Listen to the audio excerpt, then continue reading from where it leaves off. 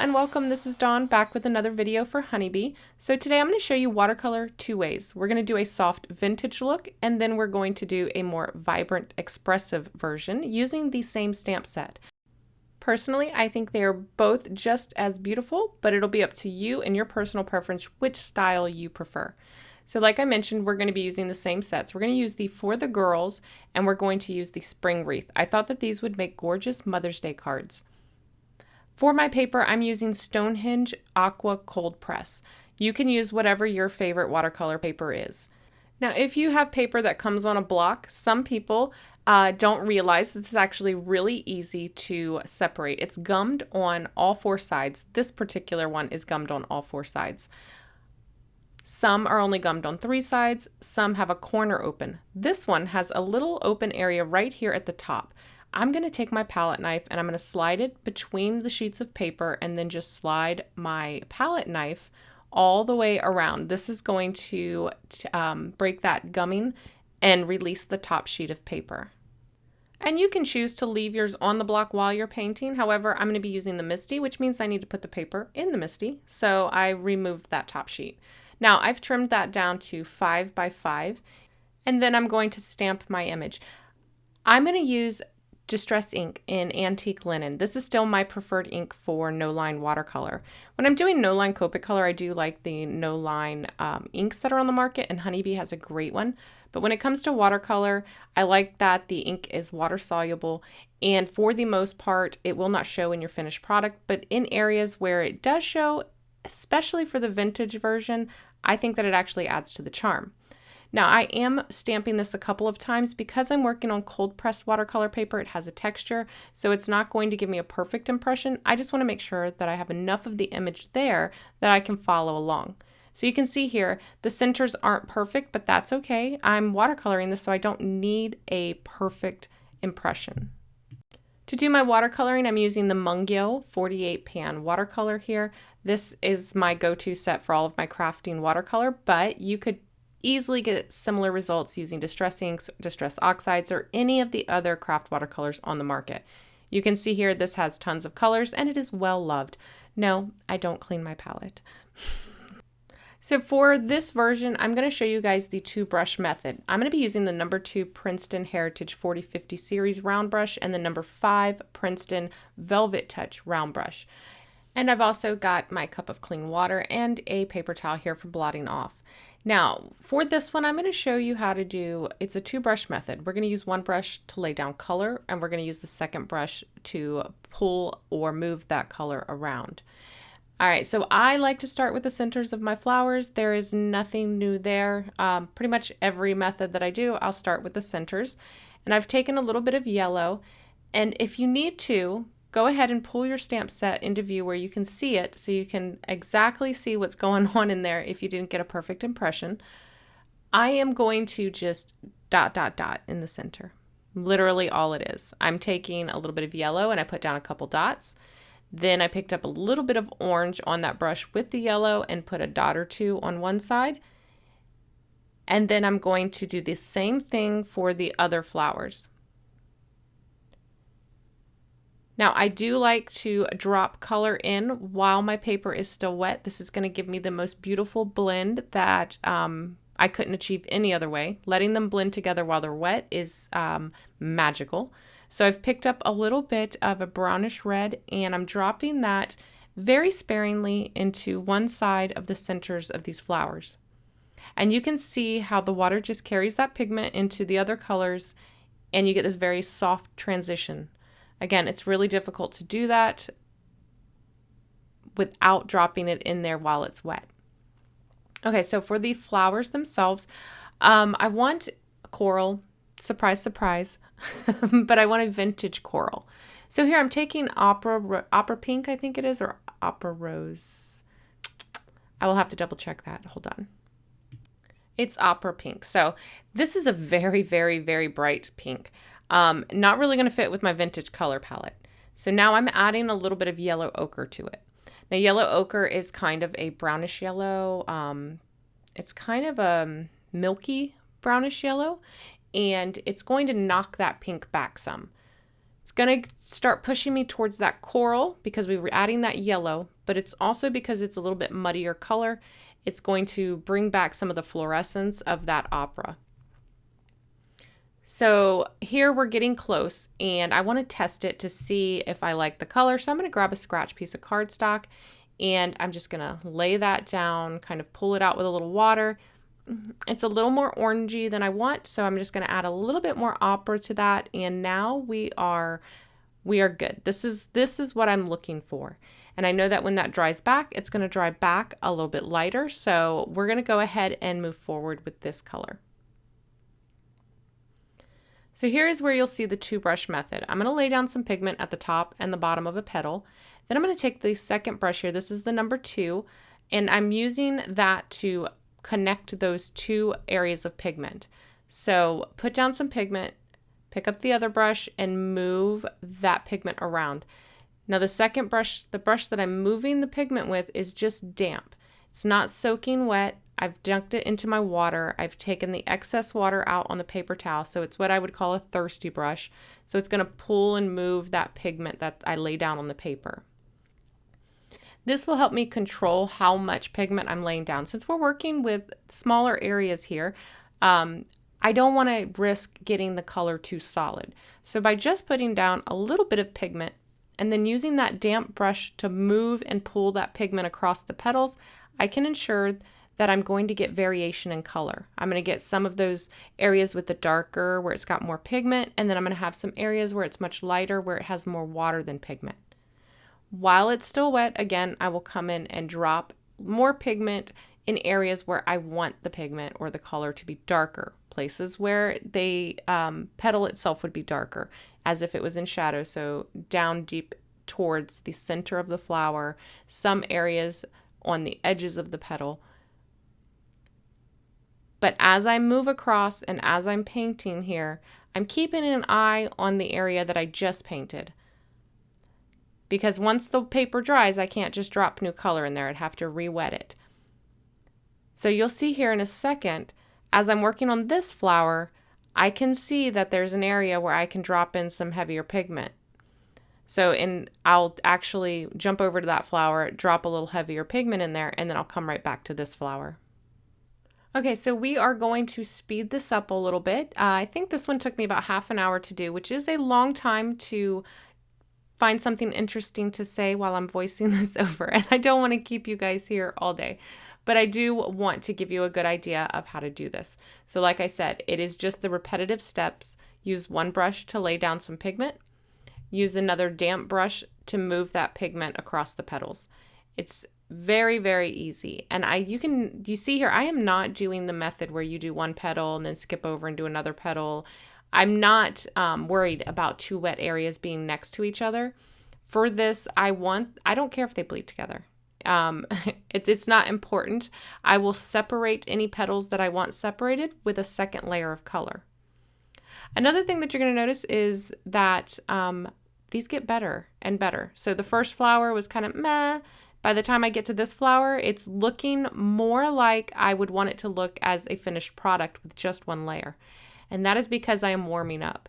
I highly recommend that you do warm-ups.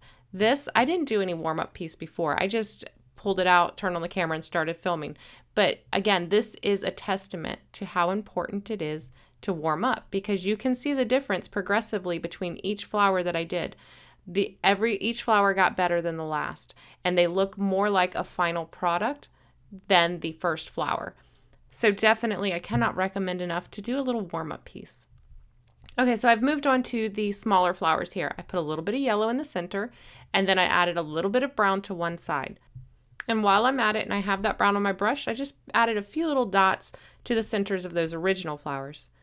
I've decided to use a kind of a violety purple, more of a pinky purple for our littler flowers.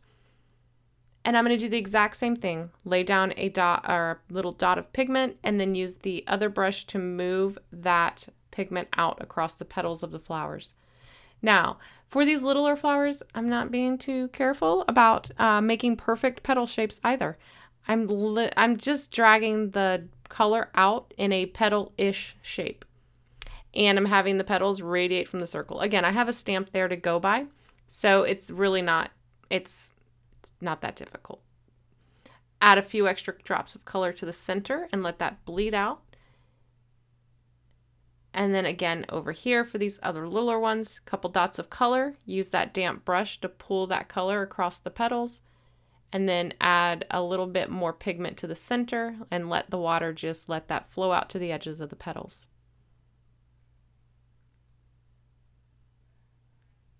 Very, very simple.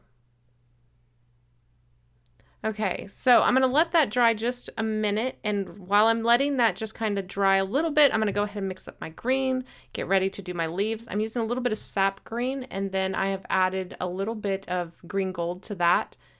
And now I'm going to come in with that burnt sienna and just add the tiniest bit to each of my flower centers. This is just going to add those deepest darks and give me some good contrast.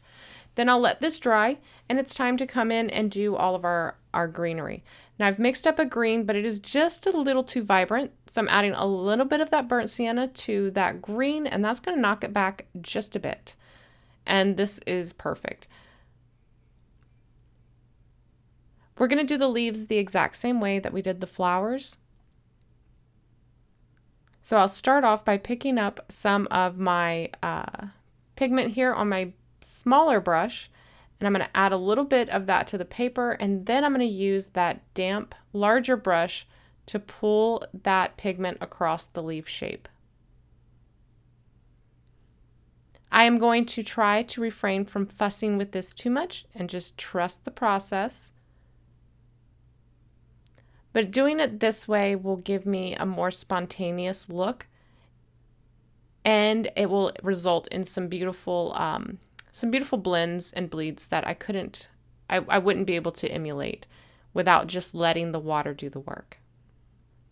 A little bit of pigment, use that damp brush to just pull that pigment across the petal. Add in a little bit of heavier pigment here and there, and then leave it alone. Walk away. Not walk away, but move on to another leaf. Now I'm going to use two different greens in this. So for all of the larger, more traditional looking leaves, I'm using this green. And then for the what looks to be a different type of leaf in this wreath, I'm going to use more of a blue-green. I say it every time, but definitely try to change up the tone or the shade of your colors that you're using in your watercolor. So don't use the exact same shade of pink for all your flowers or the exact same shade of green for all of your leaves. Definitely mix it up. You could even drop in the complementary color. For example, while I have the green loaded here on my brush, I could swipe through that pink and then use that to paint my leaves, and that would be actually beautiful. It'd be gorgeous because red's the opposite of green, so it would actually knock that green back and make it less vibrant in certain spots, but it wouldn't be completely changing the color. So it would just add some, I don't want to say movement, but yeah, movement of color within each individual leaf, which again is something that you couldn't do. You couldn't imitate that if you tried. It would be something that just happens spontaneously, the way the water would mix those pigments together as you put it on the paper. And it's absolutely beautiful. In fact, I will have to do a video on that. Maybe I'm going to put that on my to-do list. We're going to do a video on that. So here I was talking about adding the blue to the green to give me just a slightly different shade of green. So that's what I've done here. I added a little bit of, I think it was cobalt blue, to the green mixture that I already had. And that just leaned it a little more blue-green. Here, I've realized that I'd missed one of those small purple flowers while I was painting my greenery there, so I'm just filling that in now. And then I will continue to go around and fill in all of the rest of the greenery here. Now I'm going to show you a couple, and then I'm just going to speed ahead to where all of it's done, because again, it's repetitive. But I'm making sure to vary how I'm varying the strength of pigment that I'm putting down. So sometimes I will use more pigment, sometimes I will use less pigment and more water. And that again is just going to add that variation in all of the leaves. And we're looking pretty good here, but we can make this look even better by adding in a little bit of detail with a second layer of color. Now we're not going to do it to everything. We're just going to pick areas where we can add a little bit more detail to make things pop. So like right here in the middle of these flowers, I want to add almost a glow. So I'm adding a semicircle of a red, and then I'm using my wet brush to just soften that out. And it's going to cause that red to glaze over that yellow, and it's going to go from red to orange to yellow, and it almost looks like it's glowing. Okay, so now we can add a little bit of detail to our pink flowers. And I want to deepen up this coral just a little bit, so I'm adding the tiniest bit of the green from our leaves to that coral color that was on our palette. Again, green is the opposite of red, which our coral leans more red, so it's going to knock that color back a little bit, mute it, if you will, make it look like it is coral in shadow. And I'm adding a little bit of that to the back petals of this flower. So this particular flower is facing up, so we can't see the center of the flower, and those front petals are folded towards us. So I'm adding deeper color to the base of those front petals, and I'm leaving the part where the petals are folded towards us, I'm leaving that untouched. That's going to stay very light. And then I'm adding deeper color to the base of those back petals. This is going to make that flower look more cup-like, so it has shadows inside where the flower goes down into the center, and then the front petals are in shadow with the tips of the petals folding towards us. And then on this flower, again, we're just going to add a little bit of that deeper color there in the center of the flower. Give this a more cup-like appearance as well. This one isn't facing completely up, but it is up and tilted just a little.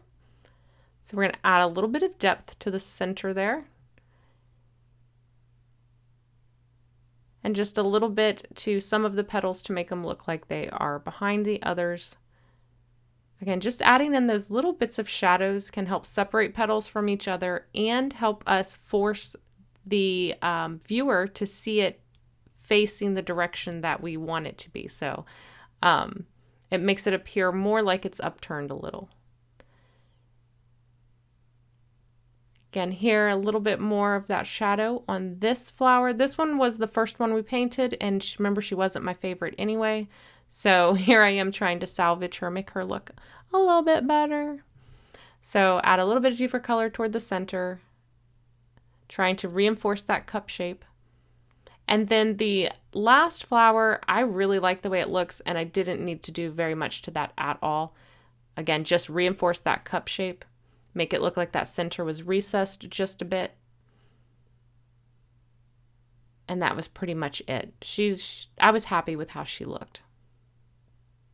And I will do the same thing to all the other elements in the wreath that I feel need it. I didn't do it to all of them, just a little bit here and there. And again, here you can see I'm just adding a little bit of darker color here and there to the leaves. Sometimes I'll leave it hard, sometimes I'll use the damp brush to soften it out. But for the most part, I just want to add a few spots of deeper color here and there. And then that finishes up the painting portion for this one. Now for the next one, this is the more expressive version, and it goes quite a bit faster than this one does anyway, but I'm throwing it into fast motion because I do have a video that I just recently did on this technique, and I will link it in the description box below. I wanted to leave the full process in here, but spread up pretty quickly for those who may be interested in this style and maybe missed that video. So you can see how this one comes. You can see this one come together, and then if you want to learn more about how to do this style, you can definitely go watch that video. Like I said, this one definitely goes faster overall. It takes, I want to say this one took me less than 15 minutes to do from start to finish. It's where we're just using the stamp as a guide, and we are allowing our brush to pretty much make all of the, instead of filling in the petals or filling in the leaves, we're making those shapes with our brush. We're using the belly of our brush to create the shapes by dragging the brush across the paper. I'm not waiting for things to dry, so I'm allowing colors to bleed into each other. Again, this is a little more loose, a little more expressive. And it's a lot of fun, and it's a little different look if you like watercolor, but you don't have the patience to, I don't want to say paint because we're painting here. This is actually more, you're using your brush to paint rather than coloring with your brush. But it definitely takes less patience. It's a little more fun. It's a little more free. And you get, sometimes you get a little more surprises that turn out absolutely gorgeous. So it's definitely a fun one to try. And like I said, if you're interested in this one, check the link below. Once this first layer dries, I will come in with a second layer. So here you can see I'm coming in with a second deeper color, and I'm laying that on top of what I just did. I'm not covering everything up. I'm just adding almost accenting strokes to the base layer. This will create depth and interest. And personally, this is one of my favorite styles. We'll do the same thing to the flower here. You can see I've picked up a heavy, darker pigment of that magenta color. And I'm just adding in some extra strokes and petals on top of what I had already done. A few little darks to the centers there. And a darker layer for the little blue flowers as well. Now this one I will finish off with some splatters because you know I love splatters. And then this one is done. And so here we have our two versions side by side. Now it's just time to turn these into cards. Now for both of these cards, I'm going to use the, this one's for the girls stamp set. This is a great stamp set, you guys. Do not sleep on this. They have I mean, you've got mom, mother, stepmom, bonus mom, sister, Mimi, abuelita, tia, granny, Grammy, madre, abuela, wife. I mean, everything you could think of as your sub-sentiments that you could give a Mother's Day card to. The other great thing is that you could pair these sub-sentiments with like just a general happy birthday or thinking of you. So this is a good one to put in your stash, you guys. This is a really good one. And you may have noticed that I stamped this a couple of times. That is because I'm stamping on that cold pressed watercolor paper, which is textured. I wanted my whites to match, so that's why I stamped it a couple of times. I'm using the coordinating die here. The die set comes with 2 dies to fit the largest main sentiment, which is with love on Mother's Day, I believe, and Happy Mother's Day. I'm also going to cut that die 2 more times just from cardstock so that I can stack them on top of each other just to give my sentiment a little height and separate it from that wreath. Now I loved the vintage vibe going here and I liked how clean this was, but I did want to add a little something to this without distracting from the actual painting itself. So I went back and forth and I was going to stitch the edges, and then I decided, you know what? I'm going to tear the edges. I'm going to do a deckled edge. Now this is something that you will see very often in watercolor. A lot of your watercolors have that torn edge, especially if you buy them in loose sheets, they'll have the torn edge. And this is really easy to achieve. If you have a deckled trimmer, which will cut this faux deckled edge, you can do that. But this is very easy and you don't need any special tools. You just need a straight edge. Here, I'm using my T-square ruler, and you can see here I'm having a little trouble with it because my son's broke one side of that T-square, so I've got like half a T-square ruler. And you're gonna use that straight edge to measure 1/4 inch. That's what I'm doing. I'm doing 1/4 inch. I'm grabbing that free edge of the paper, and you can see here, because I'm doing only 1/4 inch, it's hard to get a hold of that. But once you get it, you're gonna pull up and into the straight edge. Now this first side it's giving me a little bit of trouble. Let's be honest, I can't hide it. It's on camera. It's giving me a little bit of an issue. However, the next 3 sides go super easy. And if you are having trouble, just give yourself a larger edge to grab, right? So if I would have went in 1/2 inch, I'd have plenty of paper to grab and rip towards the ruler or the straight edge. But since I didn't want to lose too much of my paper here, I went with 1/4 inch. So I'm using my grid mat underneath. I'm lining my panel here up using that straight edge or that half straight edge of my T-square ruler here. making sure that I've got 1/4 of an inch. Then I'm going to grab the edge of that paper and again pull towards me and towards the ruler. So you can see I'm pulling towards me and towards the ruler. And the edge of that ruler or a straight edge, whatever you're using, will keep your line straight. You won't rip beyond the ruler. And if you're having trouble grabbing it, I just use my tweezers to kind of turn up that edge, and then I can grab onto that and rip it the rest of the way. So I love the look this gave, and I didn't have to pull out my sewing machine. I do love a good sewn edge as well, but this gave me that nice vintage look. And it doesn't distract from the watercolor, it actually complements it very well. Plus, like I said, I have my mother in mind for this one, and I know that she will love this card. I mounted it to a craft card base with a little bit of fun foam behind it just to pop it up a little. And then I'm finishing it off with a few Honeybee Stamps pearls, and I will have the exact ones that I use listed in the description box below. I can't remember offhand, but I'll link them below. All right, so let's take a look at both cards. And here they are. You can see this is the first one that we did in the more vintage style, and I kept everything very simple, soft colors. Love those pearls with this, and again, I love that deckled edge.